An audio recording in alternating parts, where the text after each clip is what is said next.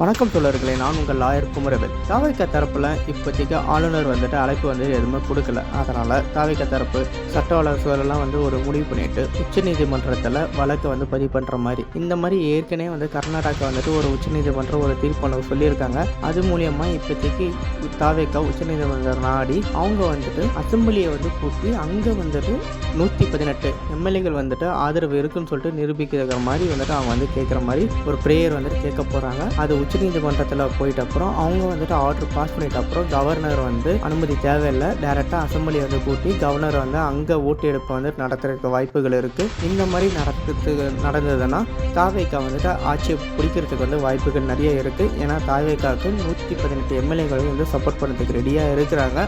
ஆனால் அது வெளிப்படையாக தெரிய வரல எந்தெந்த எம்எல்ஏகள்னு சொல்லிட்டு. இந்த மாதிரி அப்டேட்டான நியூஸுக்கு லாட்டியை சப்ஸ்கிரைப் பண்ணுங்கள். இந்த வீடியோ உங்கள் ஃப்ரெண்ட்ஸுக்கு எல்லாருக்கும் ஷேர் பண்ணுங்கள். நன்றி, வணக்கம், தேங்க்யூ.